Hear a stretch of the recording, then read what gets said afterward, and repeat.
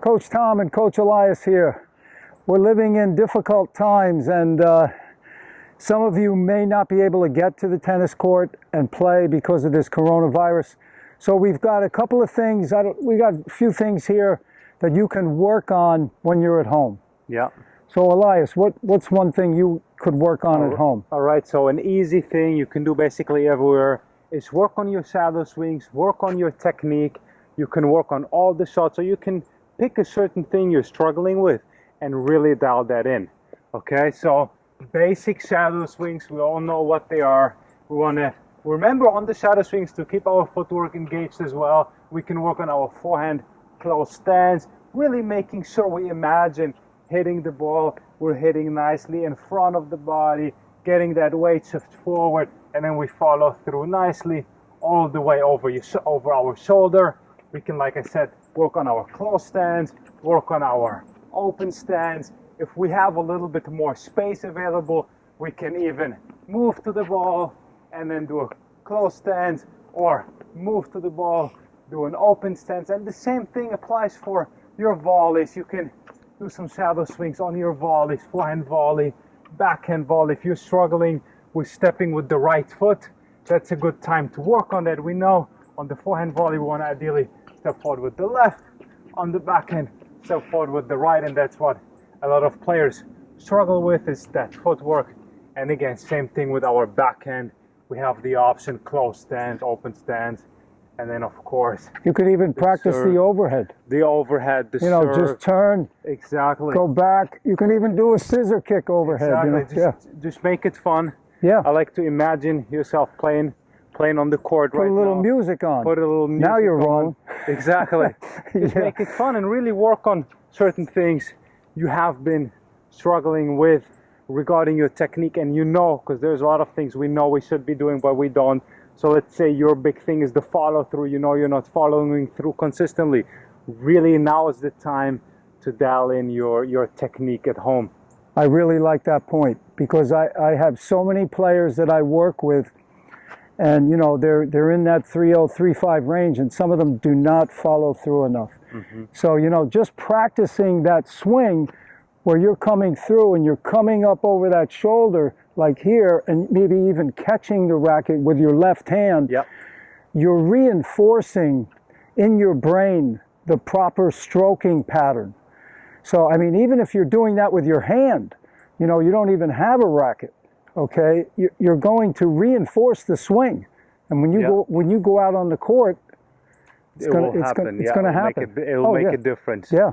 Totally. Okay, another thing you can do, practice your grip change.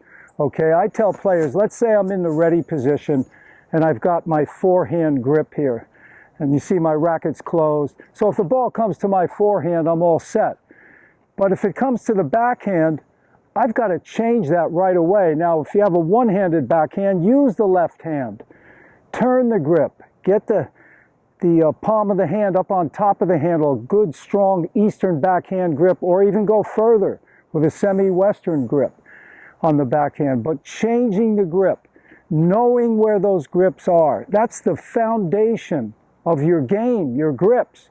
So you've got to work at it. Practice changing. Forehand, backhand,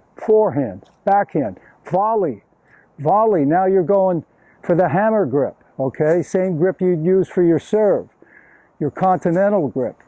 So I think practicing the grips is certainly worthwhile. It's going to pay off when you get out on the court, believe me. You've got to learn to change grips faster than you can take a step. Mm-hmm. So if I've got my forehand grip and the ball's hit to my backhand, boom. See, before I even take a step, I've got the backhand grip. So work on that.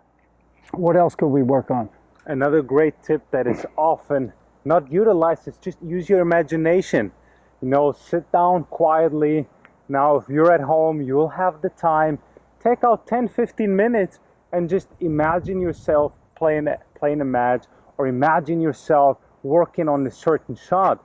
And there's so much research showing how that basically stimulates the same neurons in your brain that would be stimulated if you're actually playing tennis, which is really cool. So now we can, just by closing our eyes, imagining something. Again, it can be specific for you. If you're struggling with something on your serve, imagine that you're working on that, and that will help you a lot. Let's say you have a problem keeping your left hand up nice and long, which a lot of players do. So now you imagine, okay, I'm serving and I'm keeping that left hand up as long as I can. I'm shifting my body weight forward.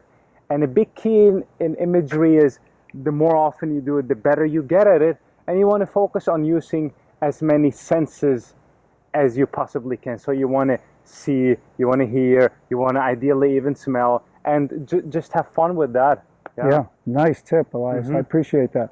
The other thing you could do too is just watch. Exactly. You know, go on YouTube and punch in your favorite players or players that you like, their strokes, and watch them play. Exactly. Educate yourself. Yeah. On tactics, on techniques, on just watching a lot of tennis matches. Yeah. Again, that will help you to become a better player. Yeah. And then last but not least, you got to learn some racket skills. Whoops. so we're going to go like this and like that. And what's the other one? The Sam Querrey one? We got that. The Gael Monfils. So that's going to be helpful for your racket control and your racket awareness. Yes, let us know how many you can get. Yeah. Yeah, I got to start practicing that a little more.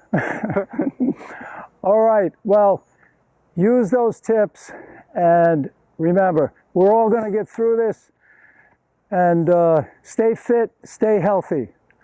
Remember too, please subscribe to the channel, give us a thumbs up, and give us a like. All the best, and make it a great one.